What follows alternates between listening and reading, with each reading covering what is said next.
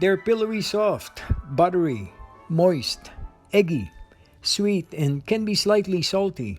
And if you're Filipino and usually crave this during the holidays, well, look no further. This is Bibingka on Filipino Friday. Hey guys, Lou here, and welcome back to Acorn Hill. In this video, I will show you my homemade easy recipe for homemade bibingka. It's only a week to go before Christmas. The temperatures are really dropping, and if you're like me, I crave this cake during this time of the year. This cake brings about a lot of good childhood memories and Christmas memories for many Filipinos. Bibingka is Filipino for Christmas rice cakes. These are cakes made from ground up rice, cooked in vessels lined with banana leaves. They are either steamed or baked with a lot of butter, a lot of eggs, and sometimes with the special treat of having cheese and salted egg inside. This Filipino culinary treat is near and dear to many Filipinos because they are sold traditionally outside churches during Christmas masses. These masses occur in the morning, and many Filipinos have this for early breakfast right after the mass is done. Nowadays, many Filipinos have their own recipe that they can do at home.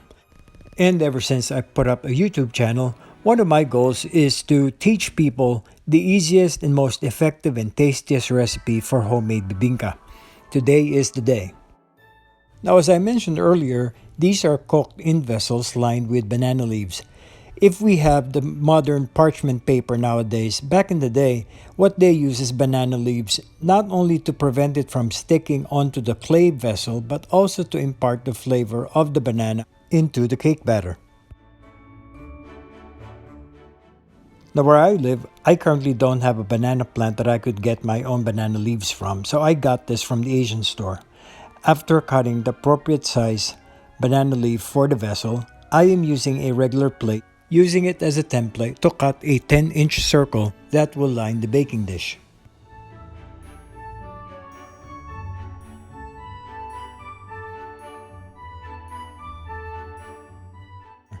The unique thing about cooking bibingka is that it is cooked in clay vessels lined with banana leaves.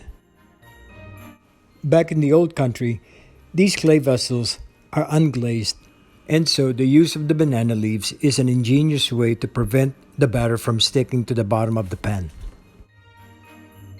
Along with the generous slathering of butter right on the banana leaves before the pouring of the batter will allow this batter to become a lot tastier at the same time. At this time, preheat the oven to 375 degrees. Alright, so after preparing the pans with buttered banana leaves, it's now time to prepare the batter.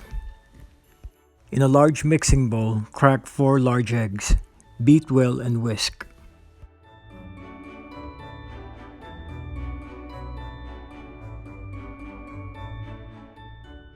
After mixing the eggs, pour in half a cup of melted butter at room temperature.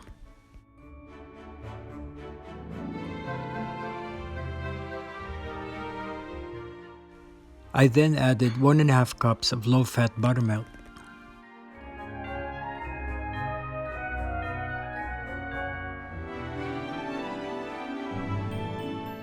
And after placing all the liquid ingredients in the bowl, the next thing to do is mix them all up to combine all the liquid ingredients together. Then we set the bowl aside. We get a second bowl to mix in all the dry ingredients. Into the bowl we put a half cup of sticky rice flour. Then we add 2 cups of plain rice flour. Just remember it has to be plain and not anything else. 1 tablespoon baking powder, a cup of sugar. In this case, I used brown sugar. Any sugar will do in this case. I combine the dry ingredients by whisking them together. There's no more need to sift. A whisk works just as fine. Then I added the liquid ingredients slowly, whisk it up, added another batch of liquid ingredients until I get a fine, well-blended, smooth batter. In the clip, as you can see, and it is required in the beginning, I used a wooden spoon. And as I gradually added the liquid ingredients, I had to switch from wooden spoon to a whisk to remove all the lumps.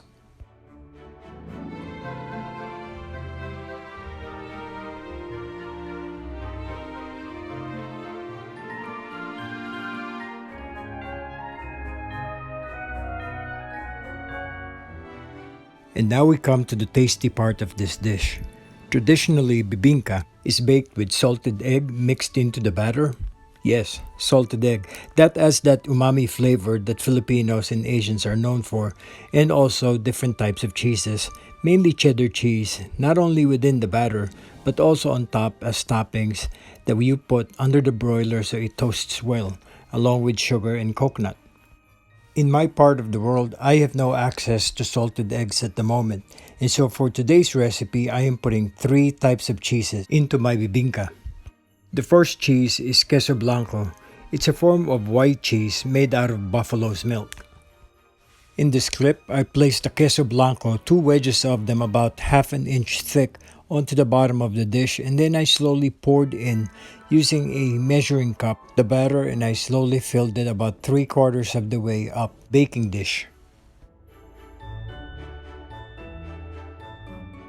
Whereas at this stage, once the baking dishes are filled with batter, one would traditionally put salted eggs. And as I said, I have no access to them at the moment, but I still wanted to have that umami flavor that is imparted by the eggs. Instead of that, my substitute is grated parmesan cheese, which I sprinkle generously on top of the bibingka batter. And that would be the second cheese for this mixture.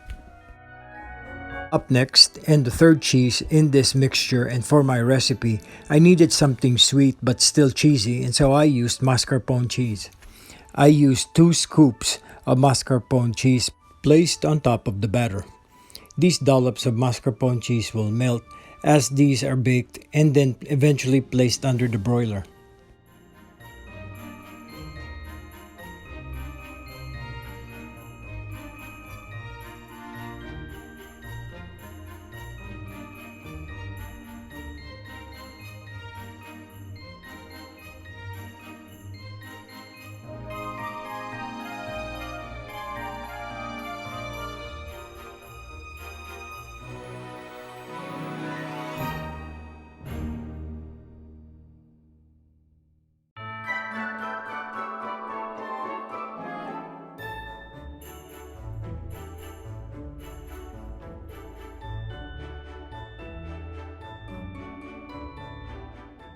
And it really is that simple. Preparing the batter for the bibingka, making sure that you have the special ingredients like cheeses or salted egg, and all you have to do is drop them into the baking dishes lined with banana leaves.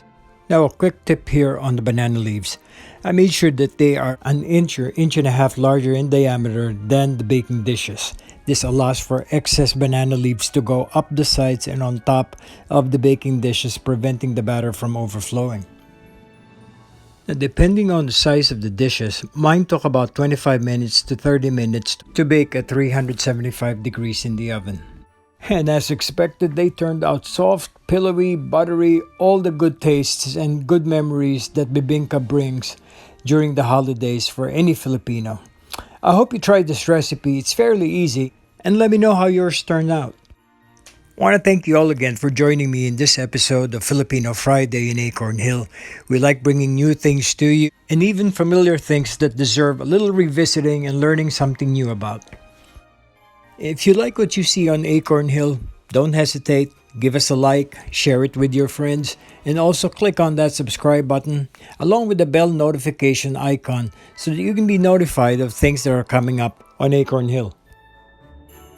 For now, this is Louie, enjoying my bibingka, wishing you a Merry Christmas, and we'll see you back here on Acorn Hill. Bye-bye for now.